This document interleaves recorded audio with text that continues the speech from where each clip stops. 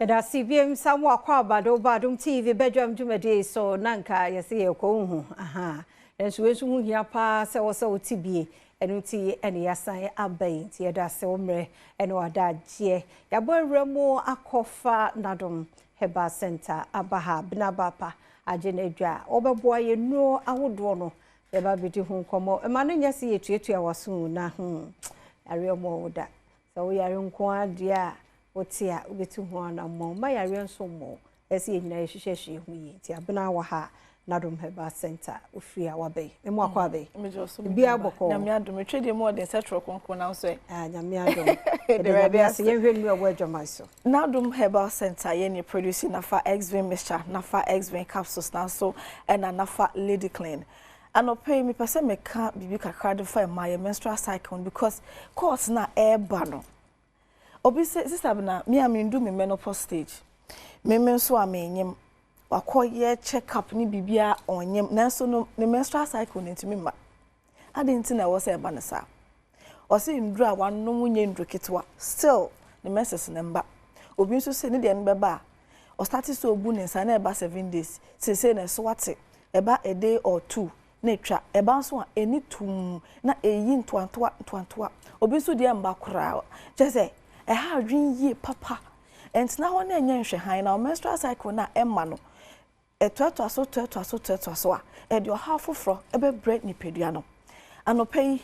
mekanfo na fa X-Vein mixture na capsules no e de amam ebe boa ma menstrual cycle na tumi aflow yi ebe ba se na fata se ne wo sha se wo sa na eba 7 days eba 6 days 5 days and 4 days no obe san so esiwda de mu menua ba maintenance na obo so bu ni sa na ote yawo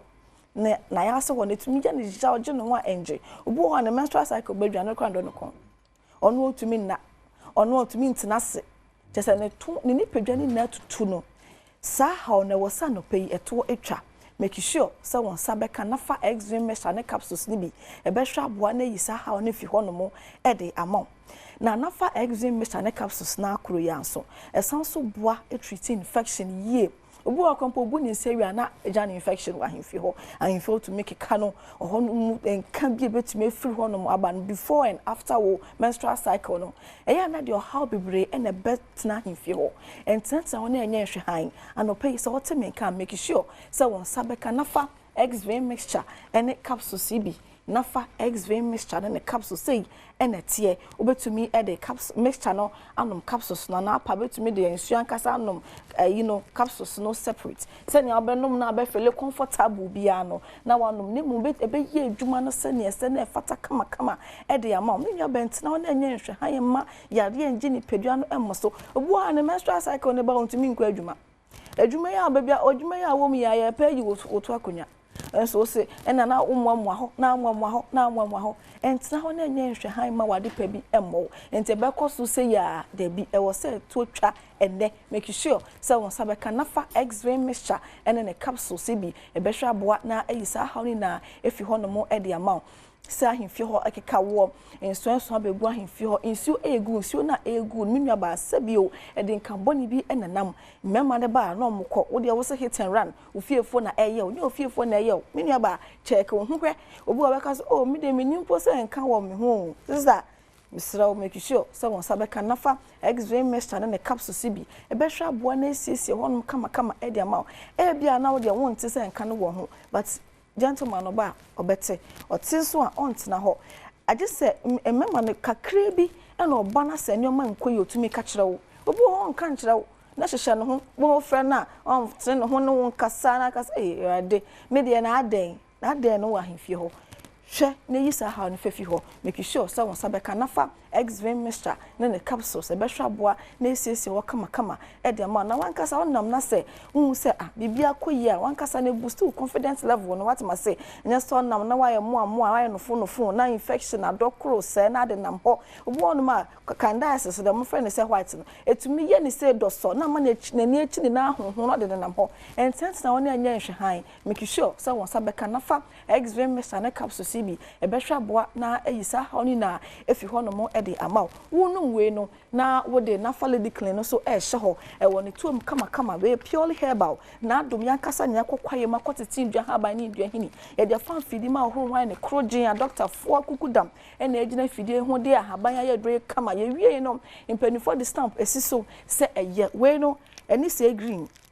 purely herbal unko use we nkonko nya echira se bia se nete to behwe egu asawa ni kama se ya na de o de ahya fo ntumi fa nhya kwa squeeze se ya ebegu honom kama na yi feeling kekawa ene enso abegu ho ni na e de fi honom e de ama menya bentna ho na wo ka nya wo ka entna ho ma infection ya de wa enji ni pedua no emoso aba na Adom Herbal Center ye dindu papa se aba edwama so ye ndro so enye na pharmacy shops and herbal shops ai wo krom ha ba bia no ukwa ubenya ye ndro ni bi atofa ye number na efrem ye number ni 053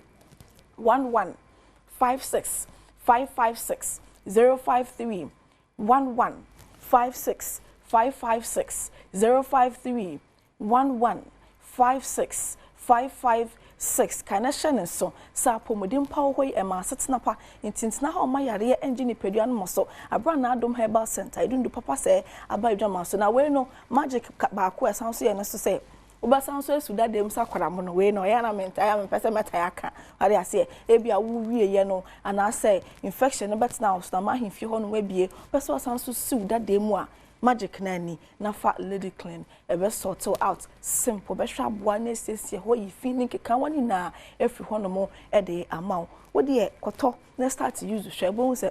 se se de ensenkyerene ensakraya e de aba himfi o nti wo de we ne hwa ho no na wonom nafa extreme mixture na ne capsules be hwe na siesie himfi o yi feeling keka wani na efi ho no mo e de amaw na nafa extreme mixture ne capsules no so mema no mbotimi anom ama no ayeye eboa ma utumi dwonso ye bi adwonso no ntimi masa ne ese na fata oda betimi adwonso the whole night ama ade ache but me say isabda me sorry me da me dwonso 16 times a night ansa na ade ache ade nti na wo se ba ne sa ma wonsa enka nafa extreme mixture ne capsules bi ebehwa aboa na etusa ha na si na efi ho de ma adwonso na ensu fite bi anase moje bi ejechire e ba adwonso ne mu ache miensa enan hwe ententina ho ma wonsan ka nafa extreme mixture and the capsule CB e be hwa boa na eyisa ha ni na efi ho no mo e de ma infection atina wo so ache ama sese na ma obema no kura e fon emwamwa ekoshem se so abegu obema na no as start say sesa color insuo na efrumu ba no kra to da na ya say green color bi entent na ho make sure so won sabeka nafa extreme mixture capsules e be hwa boa na yisa how na efi ho e de ma urinary tract infections me che UTIs no so wo tent na ho e ba ko show rubber e ma ni do sa level na ma ni do sa stage no ansa na anope ya otimi nke make sure so won sabeka nafa extreme mixture na the capsules munya be ma e be siesie ma o mema yem no be san so esiw dademu nafa extreme mixture ne capsules e be hwa boa na to infection asini na e de free ho no mo e de amount fire number 053 11 56 556 053 11 56 556 the chiro wa dream su bia no Fabreda na Adom Herbal Center nyame adom ndo papa ye wo ene abocha ye wo ntia no be kasa na ya hwe se wo de na ye do na hie be ma woduro se ye e bia counseling bi na wo hia be cancel wo obi wo no ma de bia meka se economy ni stress no sikasem nyuma cheze brabo na ye twan oje no wanje tamo akwa pastor na akwa ne be mani to me sorry na adwen be ne say spiritual na adwen be ne say drobi no hia ye no be kasa e bia ensa na se wundidi ye untumi nde ye ni na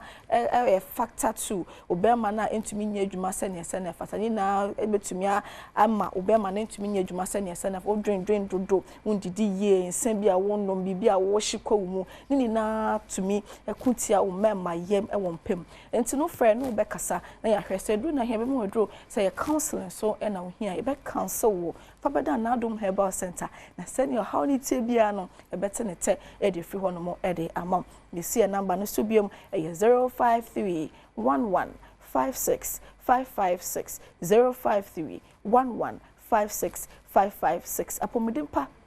e ma setena pa entimi dontina ho ema yare engine pedua no emoso abra na Adom Herbal Center yadindu papa se aba edwama so ema renfi se wenidi no nafa lady clean no kona se won kaya frame nafa Lady Clean nafa X-Vein mixture and then the capsules betumi the mixture no anom capsules no senya abenum na obefele comfortable bia no na why na sa we nso behwie egu asawa na ehye ho ne de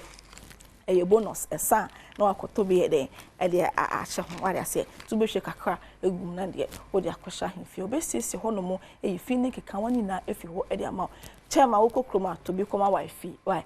no fancy na de na china say kama wa na obefile esa no hye mahenema no na tutu tatai na akopie mu ahemfie to mi say baby ede aye kama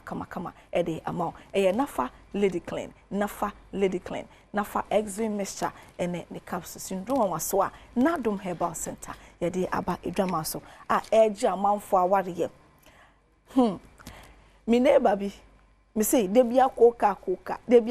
me so mutumi ku amade ache tumi na na mse na di asem ni